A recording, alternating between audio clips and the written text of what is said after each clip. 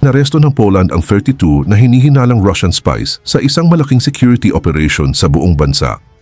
Kasabay ito ng patuloy na sabotage campaign ng Moscow laban sa mga NATO allies na ngayon ay umaabot na sa mas delikadong level. Inanunsyo kahapon ni Prime Minister Donald Tusk ang mga inaresto kung saan nadiskubre ang isang network ng mga Ruso, Belarusians, Ukrainians, Colombians at mga Polish citizens.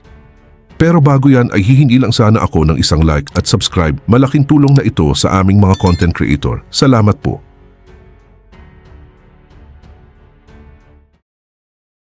Ayon sa pahayag ni Tusk, ang estado ng Poland ay kikilos ng walang awa laban sa mga taong kapalit ng pera mula sa Russia ay inaatake ang estado ng Poland. Pero ito ang dahilan kung bakit sobrang importante ang operation na ito. Yung mga naaresto, hindi lang sila nangolekta ng impormasyon. Akwal silang natusunog ng mga pasilidad at infrastruktura sa Poland. Ibinunyag ng Internal Security Agency ng Poland na isang 27-year-old na Colombian ang nakatanggap ng direct orders mula sa Russian intelligence. Ang mission niya ay sunugin ang mga warehouses at shopping centers sa iba't ibang lugar sa Poland. Kinasuhan na siya ngayon at bahagyang umamin na rin sa partisipasyon niya. Gamit ng AC Hiring na ito ang encrypted messaging apps para mag-recruit ng mga dating sundalo mula Latin America. Nag-aalok sila ng bayad kapalit ng surveillance, anununog at mga operasyon ng sabotage. Yung sunog sa Marwilska Shopping Center sa Warsaw ay trabaho nila. Ayon sa mga Polish authorities, sinara na ni Foreign Minister Radoslav Sikorski ang isang Russian consulate bilang tugon. Direkta niyang sinisi ang intelligence services ng Moscow sa pagpaplano ng mga pag-ataking ito. Malinaw ang mensahe mula sa Poland, hindi sila papayag na sirain ng mga foreign agents ang kanilang mga lungsod. At ang timing ng mga pangyayaring ito ay nagpapakita ng mas malalim na bahagi ng strategy ng Russia. Ang mga arrest na ito ay kasunod ng ilang buwang tuloy-tuloy na sabotage sa Eastern Europe. Ang Lithuania, Germany at Switzerland ay nag-ulat na rin ng katulad ng mga operasyon mula sa Russia. Mukhang sabay-sabay ang pag-coordinate ng Moscow ng mga pag-atake sa eastern border ng NATO. Ibinunyag ni Jacek Dojinski, tagapagsalita ng Poland Security Services, kung paano sila nag-recruit.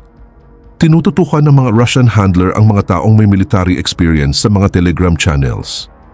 Nagbibigay sila ng pondo, kagamitan at detalyadong instructions kung paano isasagawa ang mga pag-atake.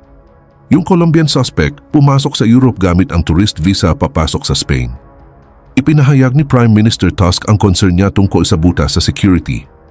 Babala niya, maraming operatiba mula Latin America ang nakakapasok gamit ang tourist visa program ng Spain. Kapag nasa loob na sila ng Schengen zone, malaya na silang makatawid sa mga border ng Europe. Sino mang mahuhuling umaatake sa Poland ay posibleng makulong o agad na ma-deport. Yung naarestong network ay binubuo ng mga tao mula sa iba't ibang bansa pero lahat sila ay nasa ilalim ng kontrol ng Russia. Hindi ito basta-bastang krimen lang. Isa itong organisadong giyera na sinusuportahan ng isang bansa. Kinonekta ng mga otoridad sa Poland ang ilang sunog sa mga shopping center diretso sa grupong ito.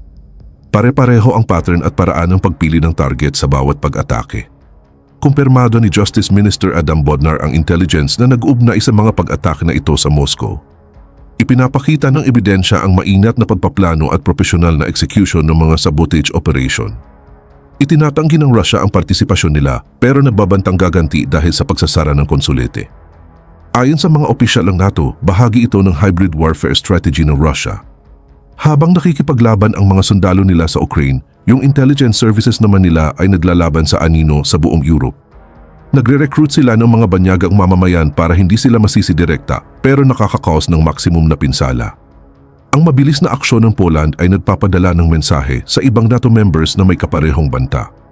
Ang sharing ng intelligence sa pagitan ng mga allies ang tumulong para mahanap ang network bago pa dumami pa ang atake.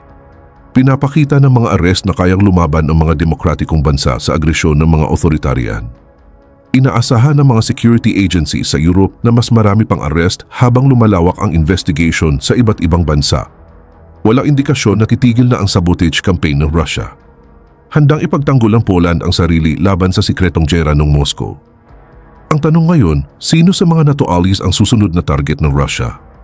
Samantala kakaanunsyo lang ni President Trump ng 10-day deadline para sa Russia na tapusin na ang giyera sa Ukraine o harapin ang mabigat na economic consequences. Ginawa niya ito matapos siyang mabwisit sa mga walang saysay na pangako ni Putin at sa kawalan ng progreso sa usapang kapayapaan. Ayon sa ulat ng TVC News, inanunsyo ni Trump habang nasa Air Force One na dapat pumayag ang Russia sa isang ceasefire sa loob ng 10 days o papatawan ng Amerika ng 100% tariffs ang kahit anong bansa na bumibili ng Russian oil at gas. Pahayag ni Trump, maglalagay sila ng taripa at kung ano-ano pa at inaalam kung maapektuhan ang Russia dahil mukhang gusto pa din ni Putin na ipagpatuloy ang giyera. Kinumpirma ng Bloomberg na ang mga secondary tariffs na ito ay tatarget sa mga malalaking ekonomiya tulad ng China, India, Brazil at Turkey na bumibili ng Russian energy products. Pero ito ang dahilan kung bakit sobrang aggressive ang move na ito. Pinapaiksi ngayon ni Trump ang dati niyang 50-day deadline na inilabas noong July 14, gagawin na lang itong 10 to 12 days. Ginagamit niya ang executive powers niya para ipatupad agad ang tariffs na ito kahit walang approval mula sa Congress. Ang bilis ng timeline na ito ay nagpapakita kung gaano na siya nainip sa palpak na diplomatic talks. Paliwanag ng presidente kung bakit siya nagmamadali, wala nang dahilan para maghintay kung alam mo na naman ang sagot. Dagdag pa niya tungkol kay Putin, ang dami niyang binabato sa ehekis na puro kalokohan. Agad namang sumagot ang Russia. Banta ng dating Russian President na si Dmitry Medvedev sa social media, bawat bagong ultimatum ay isang banta at hakbang papunta sa giyera, hindi lang sa pagitan ng Russia at Ukraine, kundi pati sa higit minamaliit ni Medvedev ang kapangyarihan ng Amerika para magdikta ng kondisyon. Anya, matatapos lang ang negotiations kapag naabot na ng military operation namin ang lahat ng goals nito. Suportado naman ni Haley Senator Lindsey Graham ang matigas na posisyon ni Trump. Babala niya sa Russia at sa mga trade partners nito, sila at ang mga customers nila ay malapit ng mabigo at magsisi.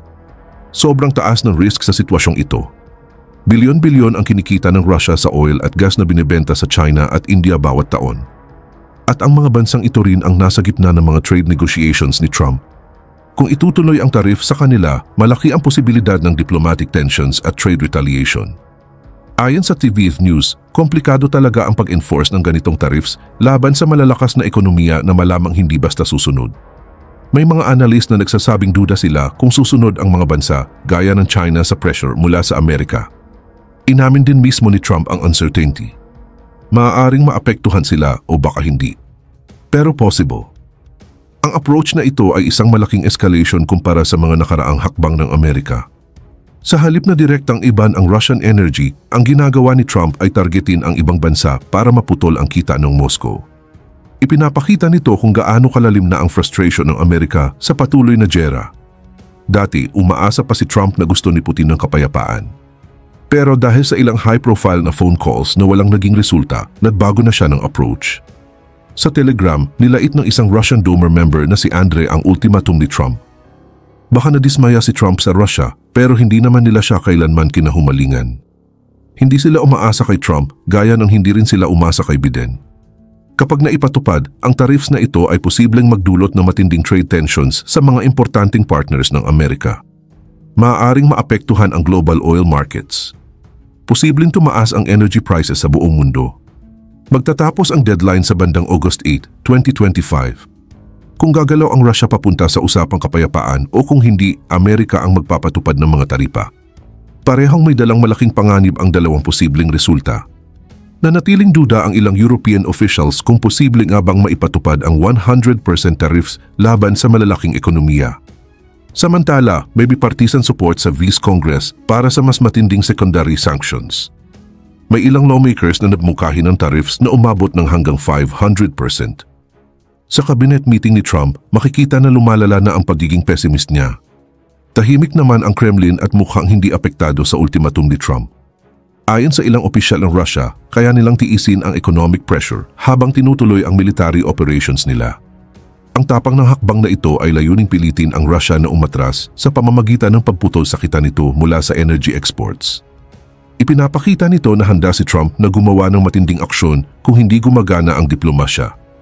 Ang tanong ngayon, kapag binantaan ang pinakamalalaking customers ng Russia, mapipilitan bang makipag-usap si Putin o magdudulot ito ng mas malalang economic confrontation sa pagitan ng mga nuclear powers?